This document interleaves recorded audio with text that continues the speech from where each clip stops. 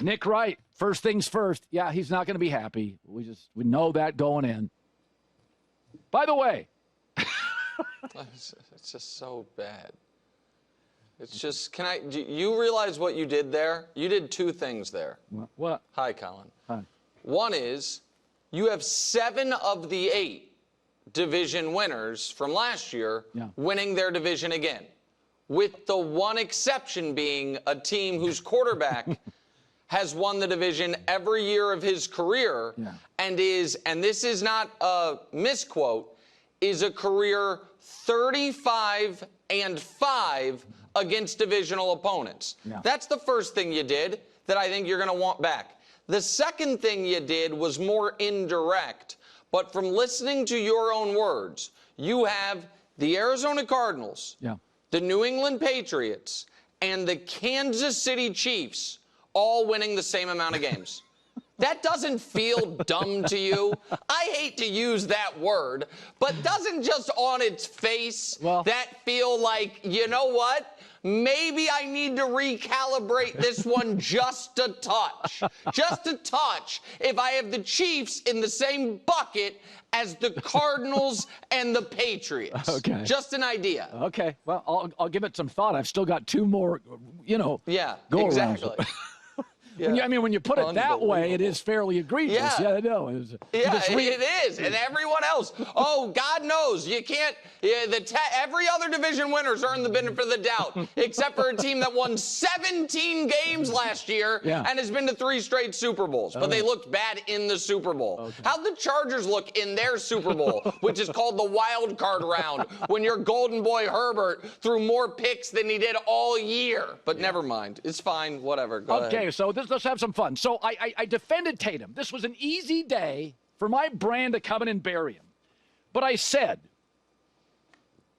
that the Celtics are a little like the Warriors. They're paralyzed by the three-point shot. At least the Warriors in their prime had like a different player, Draymond Green, and he could sometimes be the catalyst, and even though it was small ball, they could have kind of a different look sometimes. Tatum is such a good guy and so collaborative. And he's got great handles. He's 6'8". He could beat anybody in the league, including Mikal Bridges, to the basket. But I find their culture is so overwhelmingly shoot a 3 that a couple of times he beat guys off the dribble and he backed out and shot a bad off-balance 3. And I thought, he's such a good guy that he's not going to impose his will. He's taking 3-pointers. This team was last in the league in free throws, 3rd last in layups. They play one way. And I think Tatum's too gifted to say, this is what you've got to be offensively. I think I'm giving him a little pass that some of this is this paralyzation in Boston of you can only score one way. Well, listen, it might end up being smart. They won the championship doing it last year. Last night, they missed 45 threes, and they're still in overtime. And so stylistically, I don't enjoy it as much as I enjoy watching different styles of play. And I would hate it if the entire league moves to that, so much so that I would think the league might need to adjust how it does three-pointers, similar to how baseball made adjustments, just because I don't think it's as good of a viewing experience. In regards to Tatum, listen, Tatum is going to have nights like this in the playoffs. We know that. He's also going to have stretches like he had at the end of last series where he's scoring 35 every single night, those final 3 games. I have one real gripe with Tatum last night. Guys are going to miss shots. It happens. Yeah. I thought the final possession of regulation, he let the Knicks off the hook. In a tie game, the fact that he was just content to dribble out the shot clock essentially and then take a tough 3, I thought was a mistake. I think that in that setting where you're not going to be able to hold for the last shot because there was a 4 or 5 second differential, I think that's the one right there. I just think you can get a better look for yourself or for a teammate. Yes. I don't think you should ever treat a possession with 15 seconds left in a tie game the exact way you would treat it if you're trailing by 2, and that's to me what he did. So I thought that was a mistake, but I do like this is where you're great. Tatum might score 38 in game 2, and that'll be the day you're like, listen, he's really good, but he's not great. And then he has a terrible game, and you're like, let me let him off the hook. He's too nice of a guy. And so I also didn't love. Can I say something about the Knicks, or are we moving on? No, we can talk. I don't think they're going to win another game in the series, but go ahead. So they might not. The flip side is, if they can get one more, they guarantee themselves a Game 6 at Madison Square Garden, which will be the biggest basketball game played in that arena, professional game, this century. It will be the biggest Knicks game at home since the run to the finals in '99. But here's what is so exciting for the Knicks about stealing that win yesterday. They built an entire team, Colin, around this series. Every move they made in the offseason, they traded for OG, so they had someone who could guard Tatum and Brown. They traded for Mikal Bridges, so they had someone who could guard Tatum and Brown. They then broke up the Villanova core before they even let them all play together after getting Mikal to move off Julius Randle to bring in Karl Anthony Towns, with the idea being, you guys have 5 quality to great starters in Boston. We're going to have the same thing in New York. All of it is building. They built an entire team with just the Celtics in mind, similar to how the Rockets used to build their team with the Warriors in mind. That's the team we have to get through. And now, after getting annihilated the first 3 times they played in the regular season, they played them at the end of the regular season, went to overtime, and they lost. They played them last night, it went to overtime, and they won. It would be so disastrous for the Knicks to get run off the court in this series the way Vegas thought they would, the way I think you and I both probably thought they would. Stealing that first game and now putting real pressure on Boston, that Boston's got to feel like, we need to win the next 3, or else we are guaranteeing that this is going at least 6 to MSG. And so I thought it was an awesome win for a team that built their entire roster with this one series in mind. So before I get to the Warriors, I want to talk Lakers for a second. You had a very interesting take, and I gave you credit for this yesterday. I thought it was, I think Bomani and you both had something similar, where you talked about, if you go back to J.J. Redick at Duke, never won a title, had his worst game in March in a pressurized situation. He was a great shooter, had a terrible game. And so I watched your rant, and then I went to his NBA career stats, playoff and regular season. Same thing. Never hit a big shot in the playoffs of note. It's like, wow, he was significantly less of a player. And then you watch him coaching, and I thought he got worked. And I thought to myself, well, if you had a short temper as a human being at work, you probably have it at home. We do carry over personality traits. He's always been this great-looking, really smart, really talented guy who clearly puts a ton of self-imposed pressure, right? Like, nobody else. It's JJ on JJ. And I think it was an interesting take that hey, maybe you're going to see him coach like he played a little bit here. And I don't think that's a crazy take, is it? No, listen, I think that there are certain guys who get tight. And I think some people reflexively thought that it was unfair for me to bring up 19-year-old J.J. Redick and his performance in the Sweet 16 in talking about 40-year-old J.J. Redick in his performance in his first playoffs coaching. But he has an entire 20-year basketball history of, he is at his worst when the stakes are the highest, and I think that is purely because he's wound a little too tight. Yeah. I think you saw it before Game 5 when he was snapping at the reporters for asking totally reasonable questions, where he is actually projecting, where he says to the reporter, oh, are you saying that because I'm inexperienced, when the reporter said nothing about his lack of experience. I think that sometimes you are who you are, and the good thing about being a coach versus being a player is, if you're a player who gets tight in big moments, that can physically manifest itself in a way. Now that he's not playing, I really think it's like about meditation and outlook and things he can do to just not be wound quite so tight. Yes. Because I do think JJ was excellent this year. So do I. Obviously, he puts the work in. Obviously, he's sharp.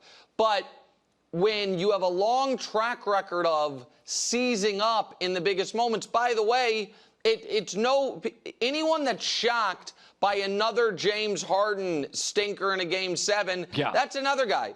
Go look at his 2 NCAA tournament games. This has been who he's been since Arizona State, where he's at his worst in the biggest moments. I think as a coach he can adjust, but that takes a self-awareness that I think maybe JJ is lacking just a bit. So I was saying this earlier, and it goes kind of counterintuitive of what people would think, because I'm a Dubs fan and I love Steph and everybody does. I said privately, the minute Adam Silver signed that $76 billion deal, it's up to NBC, ESPN, and Amazon to figure out how to make money on that.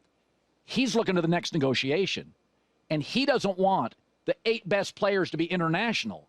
He needs a domestic face. It's not a survival, but it helps. Aaron Judge hitting 400. Rob Manfred is sleeping very well right now with the Yank, right? So I said, privately, if you asked Adam Silver, he'd be like, hey, LeBron and Steph didn't play last night. You couldn't keep your eyes off the NBA. I want Ant to win. I think privately he is saying, handsome, got the rizz, great. He's knocked out KD. He's knocked out Booker. He's knocked out Luka. He's knocked out Jokic. I think privately the league wants Minnesota to win. They've squeezed Steph and the Warriors. They've squeezed the juice. I think the league wants Minnesota to advance. And I think it helps. I think that it would be better for them long term for sure. I think one of the mistakes the league has made from a programming standpoint is a short-term thinking as far as, well, the Lakers and the Warriors get the biggest number, so put them in the regular season in the prime slots, and they haven't conditioned the audience to look at Shea as a superstar, to look at, hell, I'll go to Paolo Banchero as a future superstar. Ant, obviously. Now, Ant's gone on these playoff runs to where he has forced the issue, making the conference finals last year and this year knocking out Luka and LeBron. I also think it doesn't much matter who the league wants to win. It's not the David Stern NBA where we got a ref we can call in and be like, hey, man, we need 11 fouls in the first quarter on the Sacramento Kings. Lakers got to keep it moving. But regardless of who the league wants to win, I do not know how anyone could have watched round 1 and feel like the Warriors are in a good position in this matchup. Oh, I think they're in big trouble. Big trouble. I think they're in huge trouble, Colin. Minnesota can do to Golden State what Houston did on the defensive end, but they've got guys who can score on the offensive end. And if Steven Adams gave you massive trouble, what about new and improved Rudy Gobert? And there's the other element of Draymond already being on a knife's edge of flagrant foul and technical accumulation to where he's staring at another postseason suspension. So this reminds me, Colin, a ton of the playoffs 2 years ago when the Warriors were in a brutal 7-game series against a young, fun Sacramento Kings team. Steph in that Game 7 had 50. They got through it. And then they were dead on arrival against the Lakers. Now, again, a lot of NBA Twitter has pretended that series didn't happen because the new narrative is this is Steph's era. But the Steph and LeBron played 2 years ago in the playoffs. Lakers handled them pretty quickly. I think a similar thing's going to happen here. I think Minnesota wins tonight. I think Minnesota is the more rested team, obviously the deeper team. I think they are the healthier team, and I think they're the better team. And I think this is a really tough matchup for Golden State. By the way, didn't prep you on this at all, but I'm going to throw this out there. You're younger than me, and so maybe your generation is different. But when guys say you got to shoot your shot, and I always think, oh, really? So Abdul Carter's like, hey, I'm going to ask to see if I can get Lawrence Taylor's jersey. It's like, no, timeout. I think less of you asking. And I think when guys always say you got to shoot your shot, well, does that mean if I look like George Clooney and flew Gulfstreams everywhere, I could just hit on your wife? Hey, you got to shoot your shot. No, there are certain things you do out of basic decency in the world that you don't do. Like you don't if I invite you and your wife to a party and you say, hey, we couldn't find a babysitter. Can I bring my kids? And you tell me this 5 minutes before. I'd be like, well, okay, but, you know, I don't really have. Correct. Right. So this idea that you should just ask. Drake May should just ask if he can wear Brady, or Abdul Carter should ask if you can wear Lawrence. I am bothered by the ask of it. Am I just an old man? 100% agree. No, yes, you are an old man, but you are correct on this. And you and I are, sidebar, different generations. One thing our two generations, though, have in common, Colin, is neither one of us should be on television saying the word rizz. So I don't know when you added that one to your vernacular, but let's put that one back in the drawer. But on this specific point, you're 100% correct, and I'm going to take it a step further. You are right that the idea of, oh, there's no harm in asking is just anathema to how human beings work.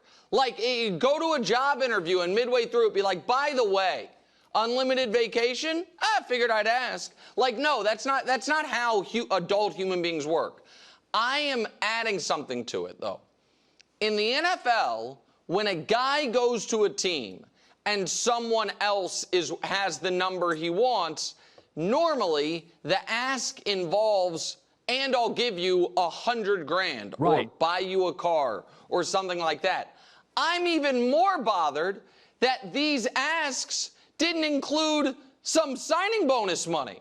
Like Abdul Carter, your number 3 pick. Like if you call up Lawrence Taylor, like, hey, I want to wear 56 and here's $250,000. Maybe there's a conversation. You would ask if there was someone on the Giants wearing the number he wanted, that guy would be offered money. So if you're going to ask the greatest defensive player ever and just ask him to do it as a favor, that's even worse. But yes, I agree with you. Also, last point on this, Mitch Schwartz made this point. I think a few other people have, and it's smart.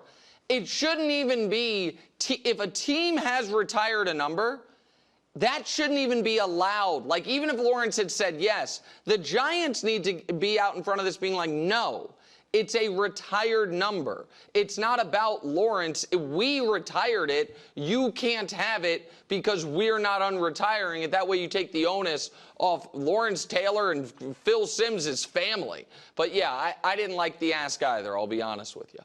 One last thing. You do realize why I use rizz. I don't. Because I stand on business. Okay, see, this is, I don't know why this has become a thing.